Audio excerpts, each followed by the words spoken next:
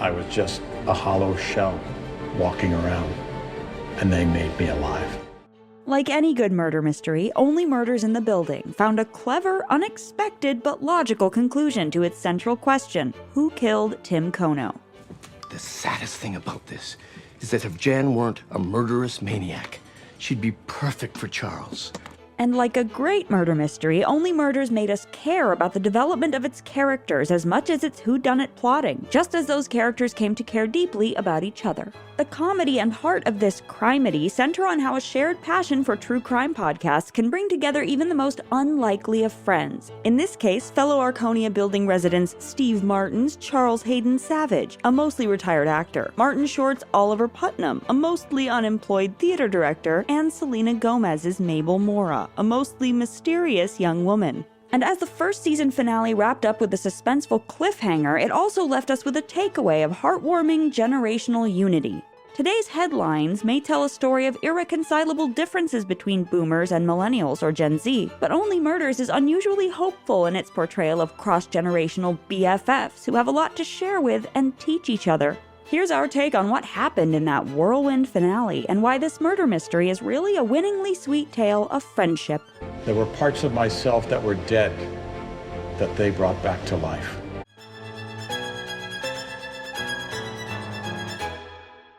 If you're new here, be sure to subscribe and click the bell to get notified about all our new videos. Experimenting with audio, like our Only Murders friends do, can be a really great way to learn something new or just have fun. That's why we recommend this video's sponsor, SoundApp75. With this amazing sound app, the possibilities are truly endless. You can easily extract sound bites from your favorite movies and shows, compile hours-long segments of the music you love, use the timer feature to have your sounds go off whenever you want, and prank your friends using a phone or wireless speaker. To keep your audio clips organized, SoundApp75 lets you assign them custom photos and arrange them into any order you want. Lately, I've been using the app to capture hilarious one-liners when I'm watching a comedy, or inspiring lines from interviews with people I admire. Then I text them to my friends, like an audio GIF. Recording and editing audio clips is so simple and seamless with SoundApp75. There's a one-time fee and zero gimmicks, ads, or pop-ups. I really can't recommend this app enough. So if you want to join me, click the link in the description below to download SoundApp75 now.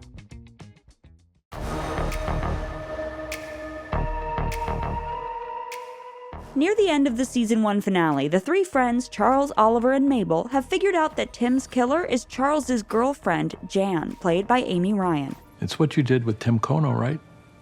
A breakup drink before you shot him with his own gun? And they're on top of the world after recording the final episode of their true crime podcast about the murder, when there's a classic hint that something bad is about to happen. Does anyone else feel like there's still a couple of loose ends? Mabel's friends brush off her comment. Loose ends. I don't know, maybe it's just a feeling. Before she goes off alone, and sure enough, a few moments later, everything goes wrong. Charles and Oliver receive an anonymous text urging them to leave the Arconia, and find Mabel covered in the blood of the now dead grouchy Arconia co-board head Bunny. It's the image we saw of a blood-covered Mabel back from the very start of the season. And between the weird texts and the officially licensed Only Murders in the Building hoodie on Bunny, it feels like someone could be trying to frame Mabel and take down their podcast. The police arrive immediately to arrest the trio, who march out of the building in handcuffs, their brief moment of celebrity suddenly transformed to notoriety. They're about to become the subjects and potential suspects for a no doubt much bigger podcast by the famous Serial-esque host Cinda Canning. Only murderers in the building. That's good, Poppy. That's very good. I wrote that. A segment of which we briefly heard in an earlier flash forward. Stay tuned for Only Murderers in the Building, coming this fall. The cliffhanger prompts all kinds of speculation for season 2. Not just who killed Bunny, but who sent the text. What exactly were the loose ends nagging at Mabel? As show co-creator John Hoffman told Yahoo, if you go back through the season, there are moments that we have not declared were Jan's doing. We could wonder why Saz, Charles's body double played by Jane Lynch, was so helpful, arriving at just the right time to help the trio solve the murder. You're missing one very big thing. Motive. This was a crime of passion. Who left the note threatening Jan on her apartment door? If she'd done it herself for show, why would she look around fearfully upon reading it by herself? And is this at all linked to the anonymous text in the finale? For that matter, it's a little strange that when she was annoying Mabel and Oliver with her crime-solving help, she kept trying to move suspicion off Teddy and Theo Demas, even though she was guilty and needed a scapegoat. I know we all like the Demas stuff, but what about the cat? The who? Well, I'm just going over your notes here, and why aren't we looking more at this man, Howard Morris? Is the Demas' story, including the ring that Tim had been keeping to potentially expose their grave-robbing, black market jewelry business and connection to Zoe's death, totally wrapped up? Beyond any intent to frame our trio, why was Bunny the victim? Is there anything more to why Tim's toxicology report didn't go through in the police? And how will Detective Williams, who fed the trio some information earlier in the season and could be a candidate for the one who sent the warning text, be involved in the prosecution of Bunny's murder case?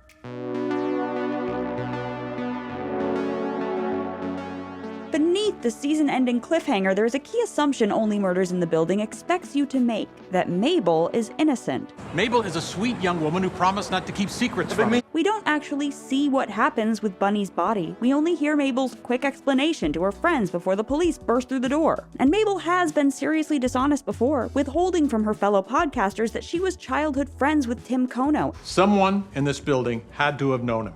We find that one person, and all this cracks open. And present on the night when Tim witnessed Theo Demas accidentally push their friend Zoe, a crime that Tim's and Mabel's friend Oscar took the fall for. I saw someone fighting with her. You saw Oscar? No, someone else. Plus, the first time we meet her, she's fantasizing about stabbing a guy, in self-defense. But it doesn't seem like the show intends us to suspect Mabel. There's an implicit understanding that Charles and Oliver trust her beyond all doubt, so we should too. And that unbreakable faith in each other, as well as the final image of them all being in trouble, handcuffed, together, underlies one of the show's key themes: bridging the generational divide. Over the past few years, there has been a lot of chatter about the clashing sensibilities, or if you believe the headlines, all-out culture wars between generations. Okay, boomer. Millennials have voiced resentment toward the baby boomers, the generation many of their parents belong to, for screwing up a lot of social policies, hoarding wealth, and leaving the economy and the planet in terrible shape for future generations.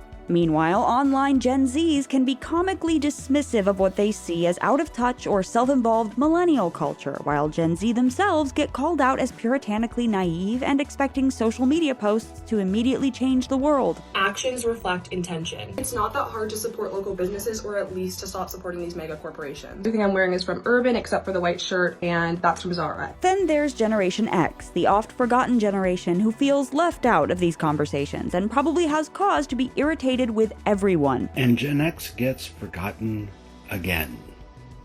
We should be used to this by now. But while generational gaps always exist, and some of these narratives are based in economic and social reality, and yes, it's still fun to share okay boomer memes, generational conflict can also be greatly exaggerated. The advertising industry strategically creates these categories with their rather arbitrary cutoffs in order to court younger demographics, dismiss older people, and ultimately sell more things. The most hopeful aspect of Only Murders in the Building is that the show seems to truly believe that generational divides can be bridged, and even that the complementary gifts different generations offer can be a basis for life-changing connection. Can learn how to use Twitter, it's not that hard. Don't do TikTok. It's been the most alive I felt in a decade. Me too. Sure, the show is full of generational divide jokes about senior citizens Charles and Oliver fumbling with technology, misunderstanding slang, and feeling out of touch with popular culture. Or should I text? Calls bother them for some reason. What sounds more casual? Dear Mabel or Greetings Mabel? And on the other end of the spectrum, it doesn't spare Mabel in showcasing how her life is kind of a mess. No real job, few attachments, and lives alone in an empty apartment that probably has a drain in the floor. Crucially, though, the show is quite sweet in its treatment of the group's budding cross-generational friendship, showing how people of different ages can actually learn from each other and exhibit personal growth by listening to others with different experiences. I'm too set in my ways. I plus someone in the building if it doesn't work out, and now's not a good time, so. Right. You should wait. Plenty of time. 70's the new 40. Only Murders is even cagey about describing Mabel definitively as Gen Z or millennial, which adds to the feeling that these supposedly hard lines between generations aren't real. It's fitting because Charles and Oliver would in real life be uncertain of those lines and don't actually even know how old Mabel is. They refer to her as being around 26, which could make her an older member of Gen Z, depending on who you ask, but she corrects them that she's 28. For the record, I'm 28. Which would make her a younger millennial. Every Breath You Take, only one of the biggest love songs of all time. Who educated you? Every Breath You Take is no love song. It's about a jealous stalker and surveillance, and it actually seems like it was written by a killer. The season finale underlines small moments that testify to the growth this cross-generational friendship has yielded in all three individuals. Mabel breaks into Jan's apartment by picking a lock, a skill she picked up from Charles. I taught him how to use Postmates, and he taught me how to do this. And is finally productively channeling her artistic talents into a creation she's proud of. Oliver is ready to connect in a more respectful give and take with his son, sharing his world instead of just scrambling to prove his success. It's a check for your next big thing. No, I don't want it. I can tell you what happened, the whole insane story, unless you need to get going. No. I'd like to stay. Charles takes the leap to reach out to Lucy, the child of his ex-girlfriend, who was like a daughter to him before they lost touch. So I really haven't spoken to her since. And I've been haunted by it. In a callback to an earlier episode, we see Charles about to sign the text with his full name, a funny and recognizable texting habit of older people, but he hesitates and deletes the sign-off, no doubt hearing Mabel's voice in his head. The small adjustment shows major character growth for Charles, and perhaps in part thanks to Charles reaching out in this more natural way to Lucy, he gets an immediate response. Earlier in the season, we see that Charles makes an omelet every day for someone who's absent, Lucy. Given how much both media and fictional narratives fixate on romantic or nuclear family relationships as the end-all and be-all, the revelation that this person Charles most misses is his ex's daughter is immediately surprising, but it connects to what the show illustrates through Charles, Oliver's, and Mabel's unlikely but weirdly satisfying friendship. Sometimes the relationships that mean most to us don't take the most obvious, easy-to-label form. Age differences in friendships can also give us a place to direct parental or child instincts, inspiring us to take care of each other in a family-like way, while still harnessing the more open communication and more relaxed sense of fun that tend to characterize friendships. Did you ask out sexy bassoonist? Really? This is so cool. What are the plans? I feel like I need to approve them. And even when Charles loses the first romantic relationship he's had in years, due to Jan being a murderer who tries to kill him, he's pretty okay about it, because he has his friends. Shoot me if you need to, but not them. Because I don't want to live in a world without them anymore. These cross-generational connections feed into a larger theme of the show, about the human connections that we need to sustain in order to stave off loneliness. Charles, Oliver, and Mabel all begin the series in different forms of isolation. Mabel was right, we're all randos. By the time the finale reaches its final plot twist, this group of unlikely friends is inseparable. Charles and Oliver are only on the scene when the police arrive because they couldn't leave the building without bringing Mabel with them. And when Mabel is confronted by the police, Charles and Oliver don't seem to make much effort to proclaim their own innocence or throw Mabel under the bus, which would be relatively easy to do as Bunny's blood isn't all over them and the murder weapon doesn't belong to either of them. Is that your knitting needle? Yes. This is what friendship is, sharing the good times but also not letting each other go through the tough times alone. It's a striking image for the generational commentary too. Rather than bickering and blaming, we'll be best off dealing with our messes as a unified front.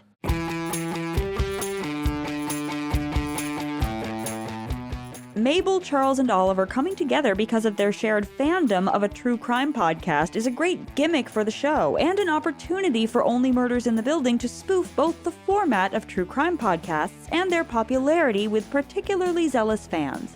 It means undying, absolute loyalty. Being a fan is like being married. You don't quit, no matter how bad it gets. But the show is also informed by a keen understanding of how our modern true crime obsession can grow out of loneliness and succeed in bringing us together. When the first episode shows Tim Kono, supposedly the most hated resident of the Arconia, having a chance interaction with Charles, Oliver, and Mabel, it's clear none of them have friends either. You and Tim are a lot alike. I felt so lucky to be let into your private, isolated worlds. The first time these three make more than polite elevator chit-chat is when they bond over their mutual love of Cinda Canning's true crime podcast. It is not Ray. Too obvious. Exactly. Then, the podcast they start together is really a way for all of them to confront their loneliness. Oliver has a new creative outlet to pour himself into, one that's less immediately reliant on huge budgets or investors' approval. Mabel has a way to investigate the mysteries of her past without isolating herself from human contact, and Charles is able to actually reach out and make connections with people, something he clearly hasn't done in years, all while reigniting some of his enjoyment in performing, his old profession. That's the best performance you've ever given. I have nothing left to teach you. So I can finally add voiceover acting to my resume? Fans can feel less lonely too through finding each other, and true crime entertainment can seem more interactive or even more exciting than traditional fictional programming because it feels like it relates to the world we're living in, almost like we could impact or become characters in the true crime narrative. We know that you are on the cusp of something big, and I want to share in that cusp. That's made explicit in Only Murders in the Building when fans show up at the Arconia and are eventually invited to help with the case. You're Tim Kono. Dead. Well, literally. He is dead. The true crime genre involves not just a level of playing detective, but a large degree of creatively crafting the truth, underlining how storytelling plays a bigger role than we tend to realize in how we frame and influence all of our real lives. Flashback! The day of the murder. With each new podcast episode, Charles, Oliver, and Mabel rewrite and update their working hypothesis of what happened, at one point accusing their fellow resident Sting, and then pinning the crime on Teddy and Theo Demas. And their narrative, whether it's insightful or way off base, directly shapes Tim Kono's actual murder investigation and the interpersonal fallout in this community. Only Murders understands that one reason why people like true crime entertainment is that counterintuitively they find it comforting. I have the whole night to unwind. The only way I know how. I'm gonna watch a murder show. Though true crime stories involve terrible crimes that have happened to real people, their presentation can make them feel like a cozy murder mystery. But the true crime genre is defined by this clash between messy, endless reality and the comfortable completeness of a solved fictional mystery. The finale may be titled Open and Shut, and they feel like they've reached a sense of conclusion, but Mabel's line about the loose ends underlines that there are still, and perhaps always are, more threads to pull on. The story revels in how the Only Murders podcast isn't some kind of huge, serial-like commercial success. 4 listens so far. In only an hour.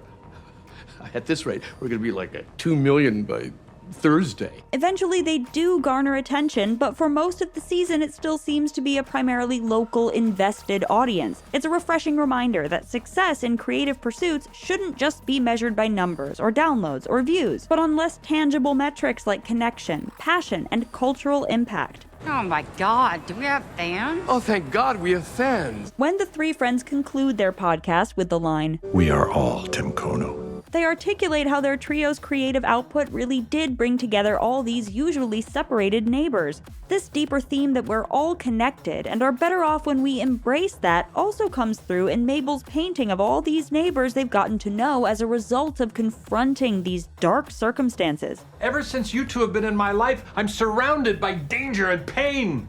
As opposed to nothing at all.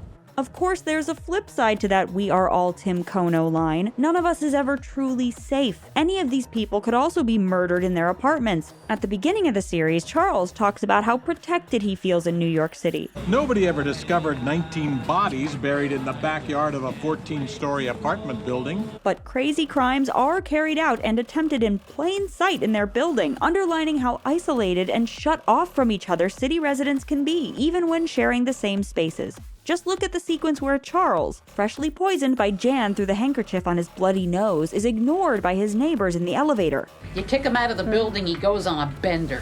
It's a comedic version of the famous story of Kitty Genovese, a woman who was stabbed to death in Queens in 1964 in earshot of many witnesses, none of whom called the police, even if the New York Times wrote in 2016 that the originally reported number of possible witnesses was likely exaggerated. In the finale, though, the Kitty Genovese story is reversed when the neighbors are totally oblivious to the fact that their lives are in danger until the main trio stops Jan from killing everyone in the Arconia with a gas leak. It seems due to the events of tonight, there's been a reversal in sentiment regarding your tendencies. Only Murders in the Building has major elements of wish fulfillment. It's set in a fancy apartment building, loosely inspired by the real-life iconic Ansonia, and loaded with enjoyable farcical elements like Charles's goofy physical comedy after his poisoning, or Mabel and Oliver breaking into other people's apartments with the innocently playful tone of the Hardy Boys stories she liked as a kid. It's fun to imagine going about zany crime investigations while being as well-dressed as Selena Gomez. And I was rocking this awesome yellow fur coat. Living in an apartment as vast and well-appointed as Charles's pad, or making friends with rich, well-connected, if not downright iconic Manhattanite neighbors.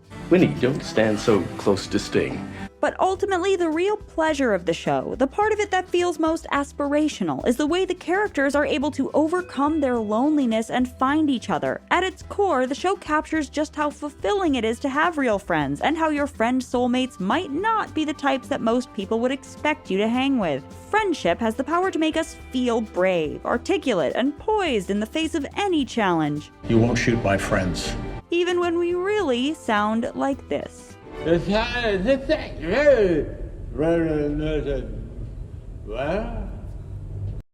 is The Take on your favorite movie, shows, and culture. Subscribe so you can watch all of our videos.